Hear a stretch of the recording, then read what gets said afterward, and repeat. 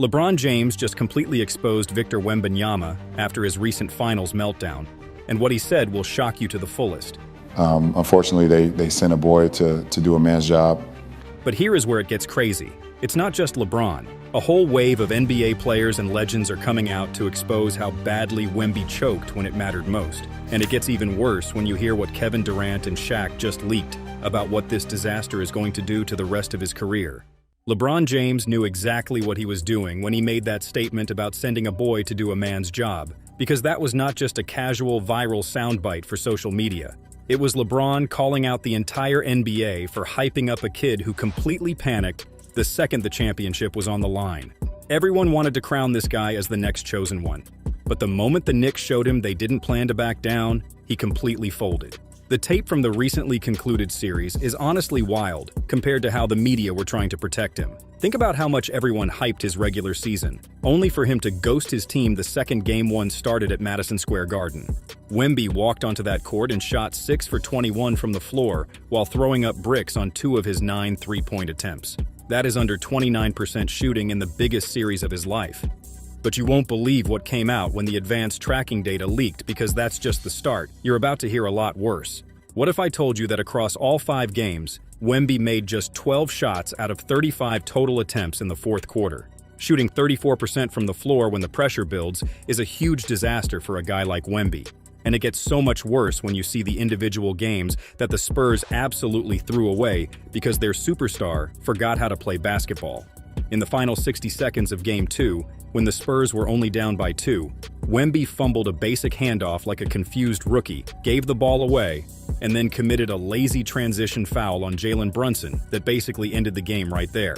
Then we have Game 4, which is easily the most embarrassing choke job we have ever seen in modern sports. The Spurs were leading by 29 points on the road and had the entire New York crowd completely silent. But Wemby completely lost his mind down the stretch, bricked 2 massive free throws when the team needed them most, and allowed the Knicks to pull off an impossible comeback. That single game completely broke the spirit of the entire Spurs roster, leading straight to another execution failure in their season-ending 94-90 loss in Game 5. Every single game in this series was within 5 points in the final minute, meaning Wemby's mental mistakes were a huge part of why they lost a ring. LeBron saw right through the internet hype, so when he said Wemby was a boy trying to do a man's job, he wasn't just talking. But you want to know what's crazy about this whole thing? He was not the only superstar that had something to say. Nobody, and I mean nobody, was prepared for Karl-Anthony Towns to be the one who broke Wemby's soul in this series. The same Karl-Anthony Towns that Charles Barkley has been dragging on national TV for 6 straight years, calling him soft, calling him a non-defender, saying he disappears when it matters, and then Game 1 of the NBA Finals comes and Towns holds the unanimous Defensive Player of the Year to 2 for 12 shooting from the floor in their direct matchups, which is like 16% shooting from Wemby, who's supposed to be the most unguardable player on earth, and Chuck had absolutely nothing to say about it, because what are you even going to say at that point? But the thing that makes it so much worse for Wemby is that the media completely tried to sweep Towns' performance under the rug, because the narrative they were selling all series was this lone alien genius being let down by his teammates and needing more help around him. But then Dylan Harper goes out in Game 5 as a 20-year-old rookie coming off the bench and drops a team-high 25 points on 10 of 19, shooting with 5 rebounds and 4 assists without a turnover in an elimination game on the road, while his franchise player was going 7 for 19 and bricking the free throws that could have changed the series. But nobody is talking about Harper at all. The post-game shows just cut straight to focusing on Wemby. And then you've got Stephon Castle, who spent the entire playoffs guarding the best guard on every single team. He locked down SGA in the conference finals and held Brunson to 27% shooting in their direct matchups throughout the series, while doing the most thankless job on that roster every single night. And according to report from Knicks insiders and journalists, Karl-Anthony Towns basically said what everyone was thinking. The media hyped him all series, but completely forgot to give props to his teammates that actually saved him from a historic sweep. Dylan Harper and Stephon Castle are teenagers out there fighting through screens, sacrificing their bodies and putting up real numbers. But the TV segments tomorrow are still going to find a way to blame everyone else except the guy who shot 36% from the floor in an elimination game. While Towns was doing all that, Anthony Edwards was watching the same tape from his couch in Minnesota, and he noticed a huge flaw in Wemby's competitive drive that is about to completely change how you view the future face of the league. Anthony Edwards did not even wait for the final buzzer of Game 5 to start texting his friends about how the media-anointed savior of basketball got exposed. While everyone at ESPN was busy crying on live television about Wemby's tragic loss, Ant was reportedly laughing up a storm because he has been telling anyone who would listen that this whole unstoppable alien narrative is a total joke. Here's exactly how the reporters from Minnesota say he put it: "I don't care about no alien nicknames or whatever the networks are calling him on TV. If you're 7'4" and you let 6'7" dudes dictate where you go on the floor, you're soft." You have to realize that Edwards is a different breed of competitor, a guy who actually earned his stripes by going to war in the Western Conference. So watching a 7'4" center get completely bullied by a bunch of 6'7" wings was basically comedy to him. The entire blueprint for breaking Wemby was laid out in the first 5 minutes of Game 1 on June 4th at Madison Square Garden. Mike Brown had OG Anunoby and Josh Hart body Wemby the second he crossed half court, hitting him with aggressive defenses that completely changed his entire approach for the rest of the series. Edwards noticed on the tape that after those initial hits, Wemby completely lost his appetite for attacking the rim. He started bailing out the Knicks defense by settling for heavily contested, early clock triples from 30 feet out, instead of using his height to establish real interior position. It was a complete execution, because his stubbornness to play like a point guard totally stalled the San Antonio half-court offense, forcing Stephon Castle and Dylan Harper into horrific shot clock situations where they had to bail him out. The physical beatdown was bad, but the trap New York set up above the break was pure genius. They switched smaller, stronger perimeter defenders onto Wemby to strip away his operating space, and instead of punishing them, he just kept coughing up the ball. Then the ultimate disaster struck in Game 4 when the Spurs choked away that historic 29-point lead, and Ant pointed out that the meltdown completely fractured the team's internal confidence heading into the elimination game. Wemby was rattled mentally, and it showed in how he carried himself on the court. However, personally, I wonder if Ant is just speaking the unfiltered truth, or if he is secretly terrified that Wemby is stealing all the marketability and attention that should belong to him. But while Ant was dropping these, Jaylen Brunson was the one who actually had to stand on the floor and look Wemby right in the eye. And once you hear the exact statement he made, you realize that he wasn't even playing a physical game with Wemby all season. Jaylen Brunson stood on a podium in front of the entire city of New York at the championship parade and said this: "There's a lot of people who have a lot of opinions, but when you prove them wrong, you really don't have to say shit to them." The crowd absolutely lost their mind, and the reason that line hit so differently is that everyone in that crowd knew exactly who he was talking about. Because this whole series people kept framing it as Brunson surviving Wembanyama's physical dominance, but the actual game tells a completely different story. And here's where it gets really interesting for the people who are actually paying attention.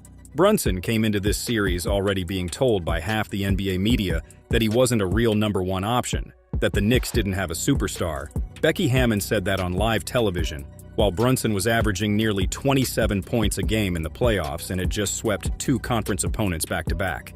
Then Game 3 happens at Madison Square Garden, and Wemby shoves Brunson to the ground by the head, gets no call, and then literally turns around and laughs in his face on camera, and the whole world saw it, but Brunson just got up, said nothing, didn't jaw back, didn't throw his hands up at the refs, and then went and won the game so Wemby could celebrate like he'd figured something. But the part that actually matters is what Brunson said about that moment afterward was that he knew the second Wemby pointed at his head and smiled that the Spurs had already lost Game 4, because champions do not celebrate in the third quarter of a game. They haven't won yet, and he was right about every word of that. In Game 4, Wemby spent the first quarter grinning at Mitchell Robinson after goading him into a flagrant foul, while Brunson on the other bench was sitting there running the actual play that ended the game, and by the fourth quarter, the Spurs had turned a 29-point lead into a 1-point loss. Oh, and Brunson scored 36 points, by the way. This exact mental strategy is why Brunson has a ring and Wemby had the biggest lesson of his life. Compared to anything before, this is the biggest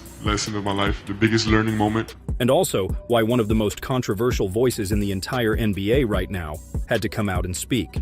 Draymond Green went on his podcast and gave the entire league the green light to absolutely terrorize this kid next season. But you already know Draymond can never keep a secret to save his life. So he casually let it slip on his podcast that Kevin Durant was behind the scenes saying things that are 10 times meaner than anything LeBron or Anthony Edwards came up with. Think about it, because KD is the one guy in the entire league who who actually knows what it feels like to carry the weight of a franchise in the finals while everyone on the internet calls you a fraudulent superstar. And right after that Game 5, KD allegedly hopped right onto his burner accounts and private group chats to tell anyone who would listen that Wemby is not ready for the big boy table yet. He said, and I quote, "He's still a boy who got caught on the biggest stage. That's not a dig. That's just the truth. Come back next year. Show us something different." KD essentially said that while the regular season stat lines look pretty on paper, the finals are a completely different sport where you actually find out who you are when the pressure starts suffocating you.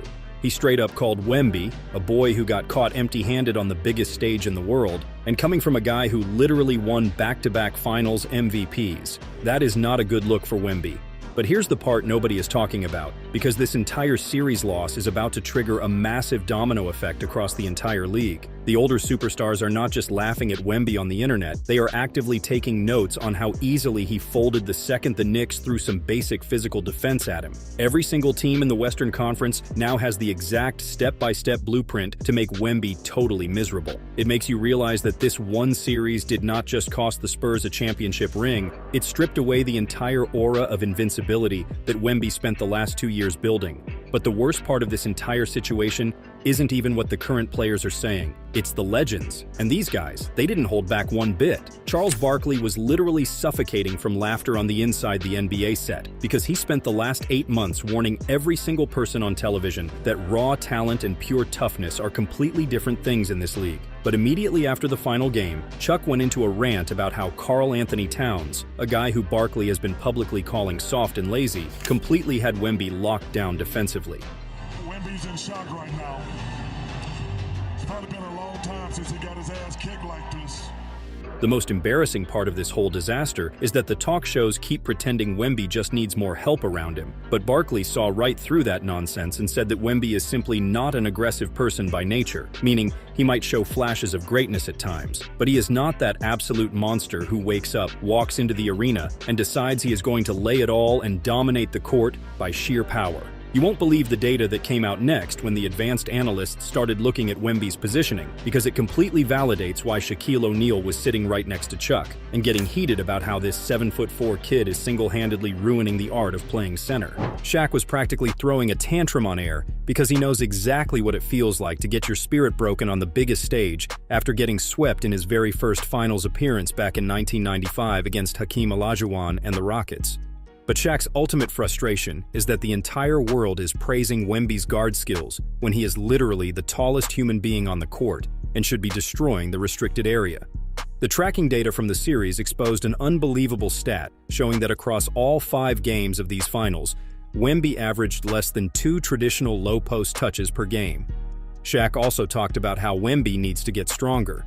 About Wemby, as good as he is, he's going to need to get stronger, because when you become a dominant big man, people go to force. I don't want you to be like me. I want you to have a certain mentality, the same mentality that I saw him have, the same mentality that I saw Patrick Ewing have, that Draymond has. He came out with a lot of energy and a lot of effort. According to Shaq on another episode of Inside the NBA, the real problem that nobody is talking about is whether this public humiliation is actually going to hurt Wemby enough to make him change his entire approach.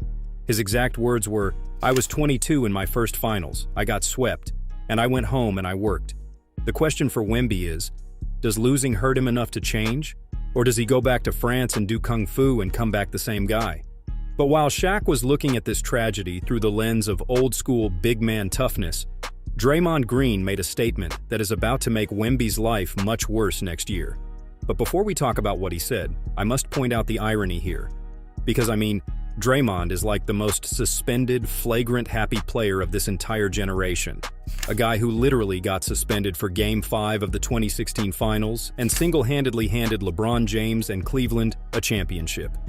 So, for Draymond to be the one lecturing anyone about composure and mental fortitude is easily the most ironic thing in recent NBA history. But it is also the most credible warning Wemby could ever receive, because Draymond is the undisputed world champion of letting emotions destroy a season. Draymond explained that when Wemby walked straight off the floor without shaking the Knicks players after losing, he surrendered all the psychological advantage to the winner. He told his audience that if you leave the court without looking your killer in the face after a beating, you are letting that man own your subconscious forever. Look your killer in the face. look your killer in the face. You got to look them in their face. By the way, if you leave the court and you don't look me in my face and I just beat you, I actually know that I own you forever because you couldn't even look me in the face. Draymond openly clowned him by saying that walking off like a little kid proved Jaylen Brunson and the city of New York are currently living completely rent-free inside his head. And that gave the entire league a blueprint on how to mentally break him. But if you think that's wild, wait till you hear how Stephen A. Smith completely lost his mind on First Take the very next morning on ESPN. Stephen A. took a different direction and talked about how the NBA had a heavy financial and global interest in keeping Wembanyama competitive in this series.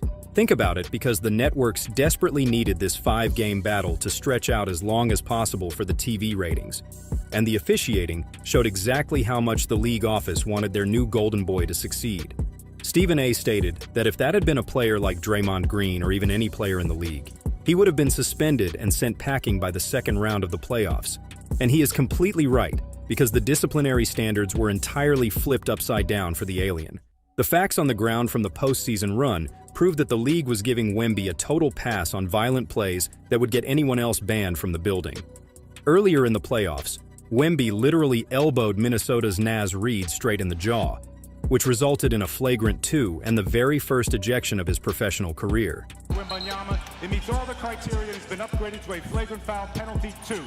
But instead of calming down, he kept throwing his body around and elbowed Karl Anthony Towns directly in the chin during Game 4 of the Finals to pick up his third flagrant point of the postseason, leaving him exactly 1 point away from an automatic suspension. And that's exactly when the referees completely swallowed their whistles to protect the league's prime investment. The most obvious example happened back in Game 3 when Wemby shoved Jaylen Brunson directly in the head and neck area, completely got away with it, and then turned around to laugh right in his face on camera. The NBA later admitted the referees completely missed that call, which is a wild confession that basically validates why the entire sports world is side-eyeing the special treatment Wemby received. But while Stephen A. was basically exposing a whole corporate protection program, the actual technical blueprint to destroy this dude came from Gilbert Arenas. He got on his podcast right after the finals and said, "Look, the system is rigged to protect these overseas hype jobs. You got a guy who is 7'4" trying to play like Kyrie Irving at the top of the key because it looks good in highlight packages. But real players know. He choked because he wanted to look cool on the perimeter instead of using his frame. And honestly, the records back it up completely because of what Gil calls the hip check trick. When you have short, stocky built dudes like Josh Hart or OG Anunoby sliding their body weight right under a 7'4" guy's hips, it completely deletes his power base. He literally becomes a helpless flagpole who can't back down a single person on the block. Then you have the hilarious reality of his high crossover dribble. Because his wingspan is so freakish, when he bounces the ball, it literally rises up to the waist level of a normal-sized human being. So secondary guards are just sitting in the gap waiting to pluck his handle every time he tries to act like a point guard on the perimeter. The tracking data shows he was actively passing the ball away when he had Mitchell Robinson one-on-one deep under the rim instead of just using his height to dunk on his head. And that is already creating some crazy friction inside that San Antonio locker room, because you had role players like Dylan Harper out there fighting through screens and sacrificing their bodies on cheap rookie deals. But the morning talk shows will still find a way to give Victor all the credit while he weakens their entire offensive rebounding by floating around the three-point line and shooting step-backs. The myth of the untouchable alien is officially dead because a championship series is a brutal street fight.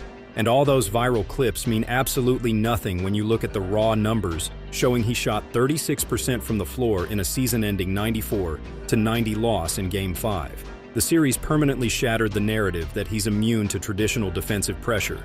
And now, every single team in the West has the exact step-by-step plan to make his life miserable next year.